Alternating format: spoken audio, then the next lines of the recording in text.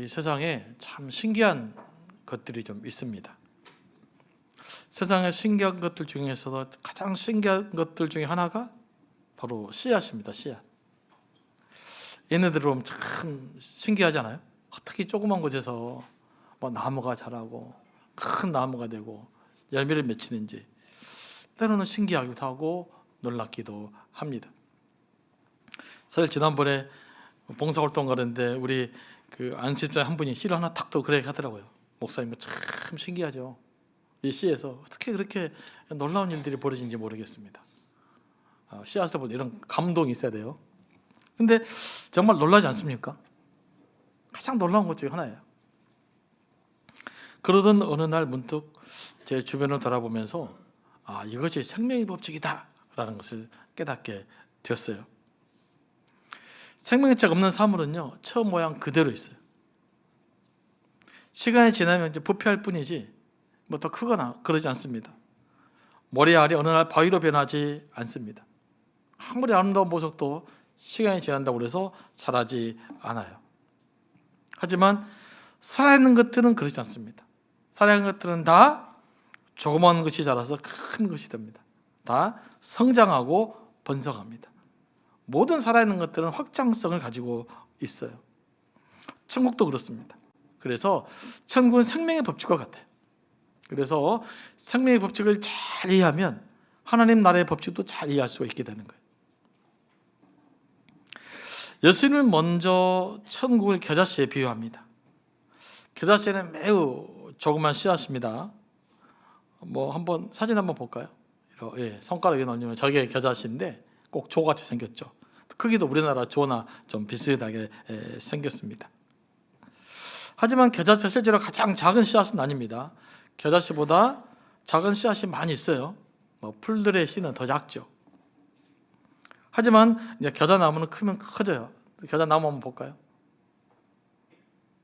얘는 잘 큰 겨자나무입니다. 다 이런 건 아니에요. 다 저것도 작은데 이제 큰 거 사진 찍어 온 겁니다. 네, 네. 어쨌든 그래서 이 나무가 되다 보니까 작은 데서 큰 걸 만드는 기적을 비유할 때 겨자씨를 가장 잘 사용하게 되는 것이죠. 그래서 예수님 당시에는 가장 작은 것을 설명할 때 비유적인 예로 겨자씨를 든 것입니다. 아주 작은 믿음을 무슨 믿음이라고 그래요? 겨자씨만한 믿음이라고 하는 것이죠. 겨자씨는 농부가 땅에 씨앗을 뿌리고 나면요, 흙에 묻혀 잘 보이지 않습니다. 처음에는 씨앗보다 풀들이 더 잘 자라요. 그래 마치 존재하지 않는 것 같습니다. 구분도 안 됩니다. 이 풀들이 세상이라면 세상 끝에 가려 겨자씨와 같은 천국의 씨앗은 잘 보이지가 않아요. 그래서 요즘 힘든 거예요. 얼른 눈에 안 들어오니까. 요즘 큰 이슈가 뭡니까? 요즘 세상을 떠들썩하게 하는 이슈가 있어요. 뭐죠?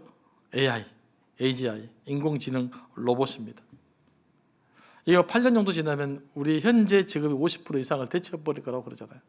그리고 지금 뭐 현대 자동차 같은 데서도 이제 우리 허락 없이는 AI 로봇으로 만든다 대마하고 좀 그럴 상황입니다.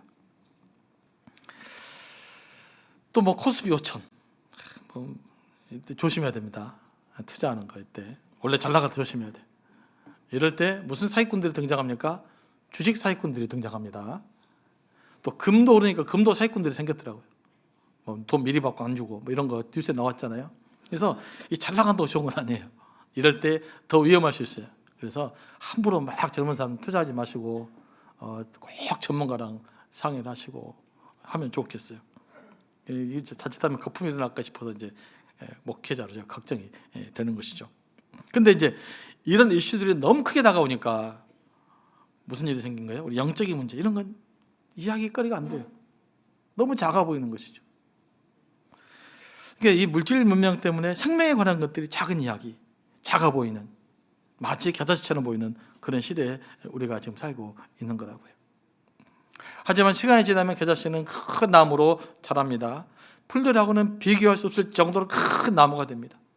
공중에 새가 날아와서 그 나무까지 머뭅니다. 그리고 새들에게도 큰 안식처를 제공하죠. 이게 천국의 원리예요. 이어서 예수님은 누룩을 천국의 비유로 사용하시죠. 천국은 마치 여자가 가루 서말 속에 갖다 넣어 부은 누룩과 같다 이렇게 말하잖아요. 딱 부풀게 만드는 거. 여러분, 겨자씨는 작아서 눈에라도 보이는데요, 반죽 속에는 누룩은 아예 보이지도 않아요. 그렇죠? 이게 누룩이 들어가 있는지 들어가 있지 않는지 육안으로 분별할 사람은 아무도 없습니다. 하지만 언제 알 수 있죠? 시간이 지나면 알게 돼요. 시간이 지나면 누룩 있는 반죽은 부풀어 오릅니다. 그리고 빵을 보면 알죠. 빵 보면 알잖아요. 네. 누룩이 없는 빵 보신 적 있어요? 저는 이스라엘에서 본 적이 있는데 그냥 딱딱한 과자같이 생긴 거예요. 부풀지 않습니다. 부풀는 빵은 전부 다 누룩이 들어가 있는 것이죠. 그걸 보면 알아요. 얼른 눈에 안 보이지만 시간이 지나고 나면 그것들이 그 실체를 드러내게 됩니다. 하나님의 나라도 천국도 똑같다라는 것이죠.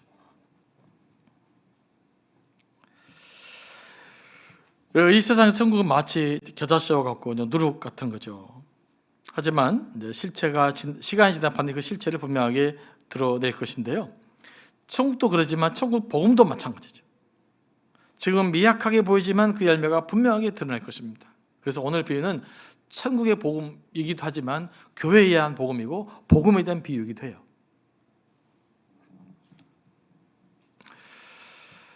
예수께서 공생의 기간에 천국 복음을 전하다 십자가에 죽으셨습니다. 그때까지만 해도 예수님이 전한 복음은 사람들에게 그야말로 누룩 같은 것이었고요, 그냥 겨자씨 같은 것이었어요. 보잘것없는 것이었어요. 굳이 관심 안 가져도 되는 거였어요. 하지만 예수께서 부활하셔서 제자들에게 나타나 보이시고 오순절에 강력한 성령의 역사가 나타났을 때 복음의 능력이 세상에 확 그 빛을 드러내게 됐던 것입니다. 두려움에 숨어 있었던 사도들이 담대해져서 목숨 걸고 복음을 전합니다. 예루살렘이 뒤집어집니다. 엄청난 회개 역사가 일어납니다. 어느덧 5,000명이 회개하는 역사가 일어나게 됩니다. 교회가 커가지니까 유대인들이 박해를 시작했죠. 스데반의 순교로 시작된 박해 때문에 예수 믿는 사람들이 예루살렘에서 지중해 전역으로 흩어졌습니다. 그런데 그곳에서 교회가 세워졌습니다. 그 복음이 로마로 흘러들어가서 로마를 비롯해서 유럽 전역에 복음이 전파됐습니다. 이런 일이 일어나리라고는 아무도 알지 못했습니다. 여러분, 예수님이 제자들 이런 일이 일어날 거라고 예상을 했을까요? 전혀 못했을 거예요. 그러면 사도 바울은 예상을 했을까요? 저는 사도 바울 예상을 못했을 거라고 생각해요. 제자들과 사도 바울은 그저 자기 생에 있는 동안 최선을 다해서 복음을 전하는 일 하면 그거 나오면 하나님께서 알아서 하시겠지, 이런 믿음으로 저는 전도했을 거라고 믿습니다. 그런데 그들도 얘기하지 못했던 놀라운 일이 벌어졌잖아요. 이게 복음의 역사예요. 이게 하나님의 나라의 역사인 것입니다. 요즘 세상을 바라다 보면 너무 물질 문명이 풍성하고 또 우리를 너무 급격하게 사회를 변동시켜가고 우리의 관심을 사로잡고 또 우리를 위협하기도 하고 그러다 보니까 요즘 시대에 복음을 이야기하고 영적인 이야기를 하면 별로 관심을 갖지 않습니다. 당장에 눈에 보이는 것이 아니기 때문에 그랬어요. 그럽니다. 또 그 영향력이 되게 미비하게 보이잖아요. 그래서 관심을 갖지 않습니다. 근데 생명에 관한 것인데 물질 때문에 생명에 대한 관심이 사라져가는 시대에 우리가 살고 있는 거예요. 그러니까 다시금 생명력을 회복하려면 인간이 어떻게 될까요? 복음으로 돌아와야 되는 것이죠. 여러분, 눈에 잘 안 띈다고, 눈에 잘 보이지 않는다고 해서 존재하지 않는 것이 아닙니다. 예수님이 누룩 비유도 들었는데 사람들이 누룩의 존재를 어떻게 할 수 있을까요? 부풀어 오르는 밀가루를 보고 빵을 보면 압니다. 아, 누룩이 있구나, 이렇게 알게 되는 것이잖아요. 하나님 나라도 그렇습니다. 그러면 사람들이 하나님의 나라, 하나님의 존재를 어떻게 할 수 있을까요? 무엇을 보고 하나님에 대한 감각을 가질 수 있을까요? 바로 여러분입니다. 바로 교회를 보고 성도를 보고 아는 거예요. 교회 열매를 보고 성도를 맺어가는 열매를 보고 하나님이 역사하시는구나 라는 감을 줄 수가 있어야 되는 거예요. 예수께서 말씀하십니다. 우리 예수 믿는 우리가 서로 사랑하게 되면 그 사랑하는 모습을 보고 예수 믿지 않는 사람들이 우리를 뭐라고 인정할 거다고요? 하나님의 아들로 인정할 거다. 그러면서 하나님의 존재를 인정할 거라고 말하고 있는 거예요. 그러니까 우리 교회 안에서 서로 사랑이 풍성하는 모습, 서로 이해해주고 서로 격려해주고 서로 위로받는 공동체가 되어져 갈 때 세상 사람들은 하나님의 존재를 감으로 깨닫고 이해하게 된다는 거예요. 그래서 성도의 교제가 중요해요. 그래서 우리 안에 나누는 사랑의 교제가 너무너무 중요한 것입니다. 그게 바로 하나님의 나라를 보여준 하나의 빵과 같은 것이기 때문에 그래요. 그래서 가능하면 교회에서는 어떤 일이든지 웬만하면 용납해주고 웬만하면 사랑해주고 그 모습들이 일어나야 되는 것입니다. 또 교회가 이웃을 위해 봉사해야 되는 거예요. 교회가 이웃을 위해 봉사할 때 괜찮았네? 왜 그럴까? 그 이유가 뭐지? 하나님 때문에 그러구나 라고 하면서 하나님의 감각을 갖게 되는 것입니다. 그래서 교회가 복음적으로 튼실해야 되고 또 이웃사회에 대해서 잘 나누며 돕는 역할을 감당해야 되는 거예요. 그런 우리의 모습을 보고 세상 사람들이 하나님의 나라에 대한 감각을 갖기 때문에 그런 거예요. 이제 그런 삶을 우리가 잘 살아내야 될 줄로 믿습니다. 그리고 종말의 때가 되잖아요. 그럼 분명해지는 거예요. 반죽이 하나 있을 때는 뭐가 뭔지 모릅니다. 하지만 빵을 만들려고 보면 알 수 있는 거예요. 얘가 진짜 누룩이 있는지 없는지. 마지막 날에는 반드시 그것이 드러나게 될 것입니다. 이게 천국 비유의 핵심이에요. 그러니까 오늘 비유의 핵심은 하나님의 나라는 우리의 눈에 잘 보이지 않는다. 시작은 매우 미약해 보인다라는 것입니다. 주의를 기울이지 않으면 발견하기 힘들다는 것이죠. 예를 들면 이런 것입니다. 제가 겨자씨 하나를 탁 튕겼어요. 근데 이게 카페에 툭 떨어졌어요. 그 겨자씨를 누가 발견할 수 있을까요? 그냥 지나간 사람은 못 봐요. 작아서 보지도 않습니다. 어떻게 해야 돼요? 면밀하게 바라보는 사람은 겨자씨를 발견하게 됩니다. 하나님 땅에 하나님의 나라의 씨앗을 뿌려놨죠. 누가 발견할 수 있을까요? 그냥 세상적인 관심에 따라서 아무 질문 없이 사는 사람들은 잘 발견하기 어려워요. 하지만 하나님의 갈망하는 마음으로 자꾸 이렇게 열심히 잘 주의를 기울이면 하나님의 역사하심과 하나님의 존재하심과 하나님의 뿌려놓은 그 겨자 씨앗들을 발견하게 되는 거예요. 여러분, 하나님을 찾기 위해서 하나님께 주의를 기울이시기 바랍니다. 이 세상 속에 좀 주의를 기울여 보세요. 이게 아니구나 라는 것에 대해서 걸음을 좀 멈춰보세요. 호흡을 가져보세요. 그럼 그런 가운데 하나님 나라를 쑥 우리가 경험하고 발견하게 될 것입니다. 일반 세상 사람들 눈에 하나님 나라가 존재하지 않는 것처럼 보이는 거 당연한 거예요. 그래서 예수님 아는 사람에게 하나님 나라 이야기하고 예수님 이야기하면 니나 잘 믿어라 뭐 이런 이야기 되는 거예요. 아니, 자기는 발견하지 못했거든요. 왜 우리는 복음을 이야기합니까? 복음의 가치를 발견하기 때문에 그런 거예요. 그래서 세상 사람들 예수 믿지 않는 거 너무 당연하다. 그죠? 하지만 우리가 우리의 경험을 자꾸 나누면서 그들도 그들 안에는 그 겨자 씨앗들을 발견하게 되면 이 하나님이 존재하시는구나. 그리고 하나님으로 인한 풍요로움을 누릴 수 있게 될 거예요. 다시 한번 말씀드리지만 예수님의 제자들 한 번 더 생각해 봅시다. 그들은 복음이 이렇게 전 세계에 퍼져나갈 줄 전혀 몰랐을 거예요.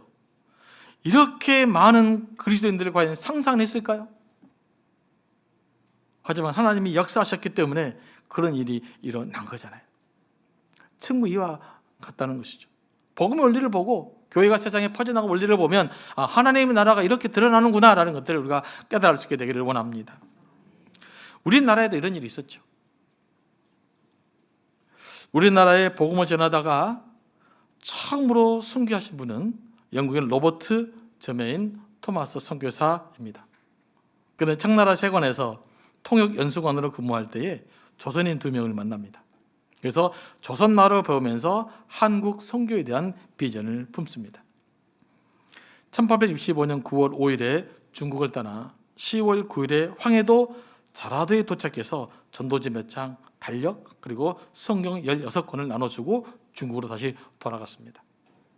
그의 토마스 목사는 다시 조선에 복음을 전하기 위해서 그 유명한 저너럴 셔먼 호를 타고 대동강을 올라갔습니다.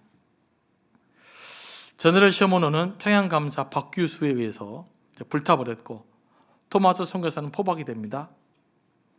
1866년 9월 2일 27세 젊은 나이로 모래사장에서 무인 박춘곤에 의해서 참수형을 당합니다. 그는요 전도 한번 제대로 해보지도 못하고 그냥 죽어버렸어요. 한국에서 최초의 순교자가 됐습니다. 하지만 그의 죽음과 그가 뿌린 복음의 씨앗은 헛되지 않았습니다. 열매를 맺기 시작해요. 당시 구경 나왔던 12세 소년 최치랑인데 이 친구가 토마스 목사가 던져준 성경 세 권을 주워 갖고 갔어요. 종이가 귀하잖아요. 몰래 숨겨갖고 있다가 그 중에 한 권을 박영식이라는 지방 관리에게 줍니다. 그때 박영식은 성경을 다 뜯어서 벽지로 발랐죠. 성경 이제 종이가 귀하니까 다 발랐는데 그때 박충건의 조카가 그 집에 놀러 가요.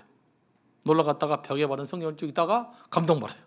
그래서 그가 예수를 믿게 됩니다. 이 박영식의 집은 후에 널다리 교회가 되어서 평양 대부흥 운동의 장소가 되었습니다.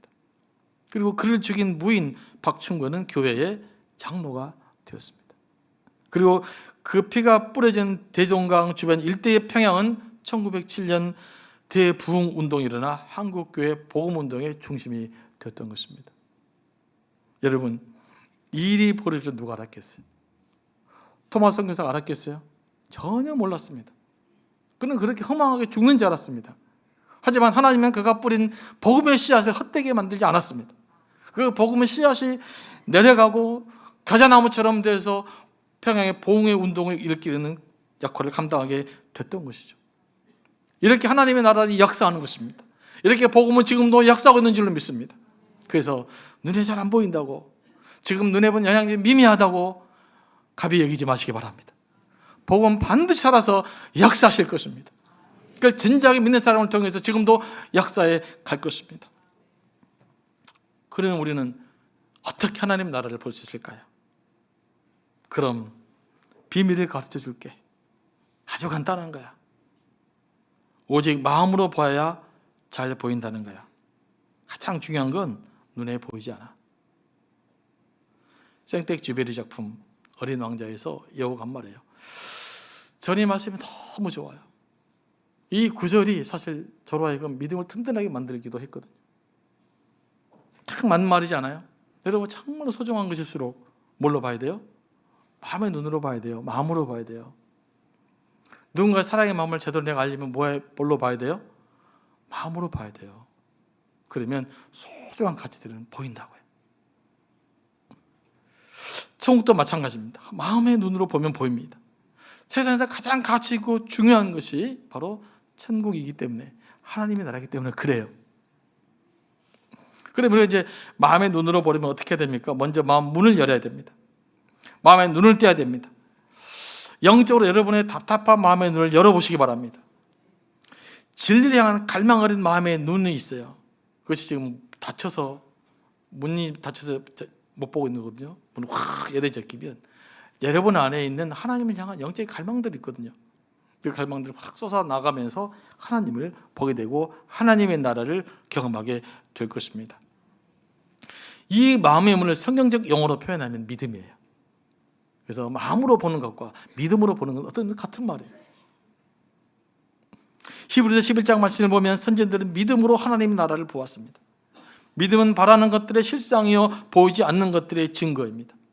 선지자들은 믿음으로써 모든 세계가 하나님의 말씀으로 지어진 줄 알았습니다. 그 믿음은 실제로 역사 가운데서 이루어졌습니다. 아브라함에게, 이삭에게, 야곱에게 뿌려졌던 믿음의 약속들은 시간이 지나가면서 역사 가운데서 성취되었습니다.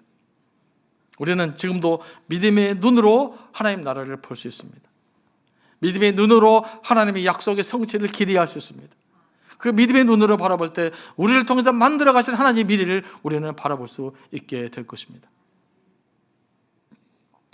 이 창조 세계 안에는요, 믿음의 겨자씨들이 뿌려져 있어요. 저는 그렇게 믿습니다. 그래서 마음의 문을 확 열고요, 하나님의 창조 세계를 가만히 들여다보잖아요. 근데 갑자기 감탄하게 되고 감동하게 되고 막 놀라운 마음이 들어요. 그럼 그때 어느 날 갑자기 하나님 성령이 나를 탁 타쳐주는 순간 어떤 일이 벌어집니까? 하나님의 나라의 현존을 확 느끼게 돼요. 하나님의 임재를 거부할 수 없이 그냥 느끼게 돼요. 왜냐하면 자연 속에 하나님이 뿌려주신 겨자씨와 같은 씨앗들이 있기 때문에 그래요. 하나님 없는 사람은 자연의 신비 앞에서 두려움을 느끼지만 하나님의 자녀인 우리는 자연의 신비 앞에서 생명에 대한 존귀함과 하나님에 대한 경외함을 느낍니다. 예수님을 생각하면 복음의 감동이 밀려옵니다. 하나님의 숨결을 느낄 수 있습니다. 마음이 고요해지고 존재에 대한 감사와 평화가 내면을 채우고 내 삶이 충만하게 됩니다. 하나님의 임재를 느끼는 순간만큼은 그래요. 여러분의 뭔가 삶이 좀 충만해지고 싶습니까? 좀 채워지고 싶습니까? 이 하나님의 숨결을 느끼시기 바랍니다. 그러면 세상에 줄 수 없는 충만함으로 영적인 체험이 우리에게 있게 되는 거예요. 그래서 하나님의 임재를 느끼는 순간만큼은 내가 굉장히 은혜를 받고 막 영으로 충만하게 됩니다. 저는 그래서 괜찮은 사람이 된 줄 알았거든요. 세상에 다시 내려와 보니까 다시 똑같더라고요. 아이고, 하나님 있을 땐 좋았는데 세상에 버스 타고 사람들이 귀찮게 하니까 더 짜증도 나고 그러긴 했어요. 그런데 왜 중요하냐? 다르다니까요. 힘들고 있을 때 그래도 하나님이 나와 함께 하신다는 사실만큼은 내가 붙들기 때문에 내가 부족하다, 내가 죄인이다, 다시 하나님 만나러 가야지. 또 하나님과 깊은 교감을 하게 되고, 또 세상 나가면 그냥 또 짜증나고 또 막 그러지만 그럼에도 또 하나님이 함께 계시니까 다시 또 하나님 경험하게 되고 치유받게 되고, 이렇게 우리는 살아가는 거예요. 이게 신앙생활이에요. 하나님으로 체험받고 세상에서는 또 무너져 쓰러지지만 다시 하나님으로 체험받고 살아가는 것, 이게 신앙생활이에요. 저는 이런 실질적 신앙생활이 여러분들 가운데 일어나기를 소망합니다. 그리고 하나님의 교감이 깊어졌더니 어느덧 나도 다른 일을 품을 수 있는 큰 나무가 되더라고요. 다른 사람을 용납하고 이해할 수 있는 마음의 여유가 생긴다고 할까요? 그래져요. 누군가 나를 불편하게 해도요, 그냥 저 사람은 장가보다 그냥 말아요. 기분은 나쁘지만 아이고 뭐 간주 조금 심한 말로 저 인간은 저렇게 생겼구나 그러게 맙니다. 근데요, 제가 하나님과 교감이 끊어지잖아요. 막 그 풍성을 못 느끼잖아요. 그러면 막 분노가 나, 화가 나고 그래요. 내가 머릿속으로 계산하잖아요. 그럼 반드시 상대방이 나쁜 놈이 돼요. 왜 그럴까요? 우리는 근본적인 이기적이거든요. 그래서 내가 남보다 더 잘못했다 이런 생각 잘 안 들어요. 동일한 걸 잘못하면 저 인간이 나보다 잘못한 거야. 계산하면 그렇게 돼 있어요. 인간은 본능적으로 그렇게 돼 있어요. 그러면 그걸 언제만 그 이기성을 극복할 수 있느냐? 하나님과 교감이 일어날 때. 하나님 나와 함께 계시는구나, 내가 하나님의 자녀구나, 이 교감이 일어나면 이상하게도 다른 사람을 이해할 수 있는 폭이 넓어져 버린단 말이에요. 그래서 복음이 희망인 것입니다. 이 복음의 능력이 저는 우리 가운데 넘쳐날 수 있게 되기를 소망합니다. 우리 시대가 분열의 시대라고 그러잖아요. 어떻게 치유할 수 있겠어요? 이데올로기로 치유하지 못합니다. 복음의 감동이 넘쳐나고 하나님 교감이 일어나고 내가 겨자나무처럼 큰 나무가 되면 그때 비로소 우리는 세상을 품을 수 있는 그런 그 사람이 되는 거예요. 세상은 그렇게 아름다워져 갈 줄로 믿습니다. 우리가 이렇게 강력한 하나님의 임재를 통해서 성숙한 열매를 맺어내는, 천국을 드러내고 천국을 맛보고 경험하는 저와 여러분 되기를 소망합니다.